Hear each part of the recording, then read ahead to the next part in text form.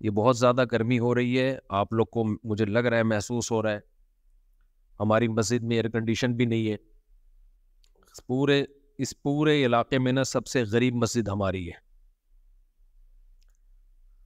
لوگ کہتے ہیں مفتی صاحب تو کروڑوں روپے چندہ کرتے ہیں، اگر کروڑوں چندہ ہوتا تو ہماری مسجد کا یہ حال نہ ہوتا.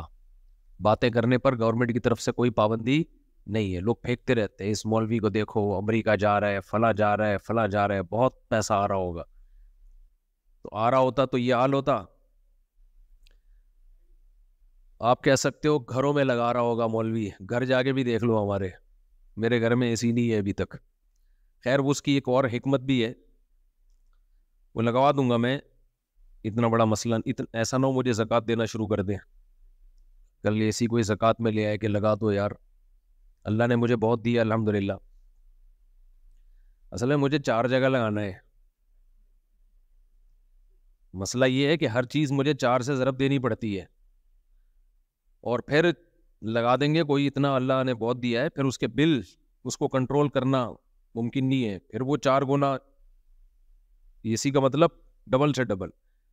اللہ نے اتنا دیا ہے وہ بھی ہو جائے گا. میں چاہتا ہوں تھوڑا سا مشقتوں کا عادی رہے انسان. میں خود بھی رات گرمی میں ہی سویا ہوں،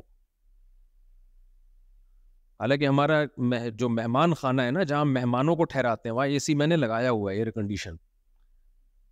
میں خود گرمی میں سوتا ہوں. کیوں اپنے آپ کو چھوئی موئی بنا رہے ہو؟ زیادہ چھوئی موئی نہ بناؤ اپنے آپ. اللہ نے مجھے اتنا دیا، جو ظاہر ہے 4 گھروں کو چلا رہا ہو تو کیا وہ اے سی میں نہیں سو سکتا؟ تو دفتر میں ہم نے لگایا ہے مہمان خانہ جہاں لوگوں کو ہم ٹھہراتے ہیں، جو کوئی بہت دور سے آ جائے، کوئی قریبی رشتہ دار آ جائے تو اس کے لیے لگایا ہوا ہے. لیکن میں خود اس میں نہیں سوتا. سو سکتا ہوں میں اس لیے کہ اللہ نے گرمی کا موسم جو دیا ہے نا وہ گرمی لگانے کے لیے دیا ہے، گرمی سے بھاگنے کے لیے بولو نہیں دیا. سردیاں جو اللہ نے دی ہیں سردی لگانے کے لیے دی ہیں، سردیوں سے بھاگنے کے لیے نہیں دی ہیں. تو خدا کا واسطہ اتنے چھوئی موئی مت بنو، انسان کے بچے بنو. بہت زیادہ چھوئی موئی بن چکی ہے. ابھی جو دیکھو حاجیوں کی اتنی ساری اموات ہوئی ہیں، وجہ کیا ہے؟ اور بھی وجوہات ہوں گی اس کی، لیکن حاجیوں کی بہت ساری اموات کی ایک وجہ یہ بھی ہے کہ ایئر کنڈیشن سے نکلنا ہی لوگوں نے چھوڑ دیا ہے. تو یہ پسینہ اللہ نے کیوں رکھا ہے بھائی؟ دیکھو چلتا ہوا دریا جو ہے، چلتا ہوا پانی وہ فریش ہوتا ہے. ہماری باڈی میں نا جب تک یہ چلتی پھرتی رہے گی مختلف قسم کے فضلات اس کے ہماری باڈی سے مختلف طریقوں سے نکلتے رہیں گے تو فٹ رہیں گے ہم. کہیں بھی بریک لگا دی نا، اب اللہ نے مختلف طریقے رکھے ہیں. ایک طریقہ ہے پسینہ، اس سے بھی ہماری باڈی فریش ہوتی ہے. قبض ہو جائے کسی کو ٹینشن میں آئے گا نا، خوراک ہم کھاتے ہیں وہ بھی خارج ہوتی ہے. نبی صلی اللہ علیہ وسلم حجامہ کرواتے تھے مہینے میں ایک دفعہ، تھوڑا سا بلڈ نکال دیتے تھے، اس سے بھی ہماری باڈی کیا رہتی ہے؟ فریش رہتی ہے. خواتین کو مینسز ہوتے ہیں، ان کی انرجی کا بہت بڑا حصہ اس میں ضائع ہوتا ہے، لیکن وہ مینسز ان کی صحت کے لیے ضروری ہیں. بچے کی ولادت ہوتی ہے، نفاس کا خون آتا ہے، بہت زیادہ ان کی انرجی اس میں ضائع ہوتی ہے، لیکن وہ ان کی صحت کے لیے ضروری. یہ ساری چیزیں باڈی کو ریفریش کرنے کے لیے ہوتی ہیں. ریفریش سمجھتے ہیں؟ کمپیوٹر میں جب سسٹم میں گڑبڑ ہو تو کیا مارتے ہیں اس کو؟ ریفریش.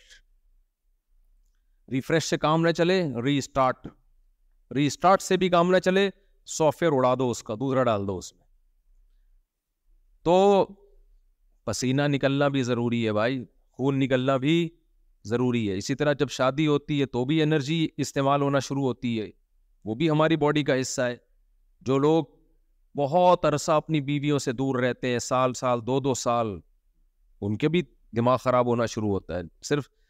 صرف مینٹلی ڈسٹرب نہیں ہوتے، ان کی باڈی بھی خراب ہوتی ہے. بڑھاپا جلدی آتا ہے ان لوگوں میں. تو اللہ کا بنایا ایک نس، جو عورتیں بچے کی ولادت روک لیتی ہیں وہ بھی جلدی بوڑھی ہو جاتی ہیں، کیونکہ وہ بھی ایک پروسیس اللہ نے رکھا ہے ان کی انرجی اس طرح سے یوٹیلائز ہو. بچے کی ولادت میں، بلیڈنگ میں وہ انرجی یوٹیلائز ہوگی تو باڈی ریفریش ہوگی. اگر وہ انرجی روک لی جائے کہ جی طاقت استعمال نہ ہو جائے کہیں، تو وہ رکنے سے کیا ہوگا؟ ایسا ہی ہے جیسے پانی میں, تالاب میں پانی رک گیا تو پانی کا بیڑا غرق ہو گیا, پرانا پانی نکلے گا تو نیا پانی بولو آئے گا. تو اس لیے تھوڑا سا اپنے آپ کو مشقت ہو. کل میں سویا نہیں ہوں گرمی کی وجہ سے, پسینے پسینے پسینے پسینے پسینے. ہم نے کہا کوئی بات نہیں, انجوائے کرو اسی کو, ٹھیک ہے, ایسی کی تیسی, سمجھتے ہو, انجوائے کرو انہیں پسینوں کو. تو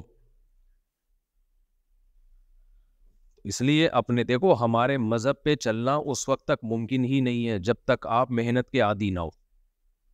اس وقت تک مذہب پہ چلنا ممکن ہے نہیں, کیونکہ مذہب آپ سے جگہ جگہ آپ کی خواہشات چھڑواتا ہے. تو جو برگر فیملی بچہ ہوگا جو بالکل ہی چھوئی موئی زندگی گزارے گا, وہ کیسے شریعت پہ چل سکتا ہے؟ شریعت پہ چلنا نفس کی خواہش کی مخالفت کے بغیر ممکن نہیں ہے.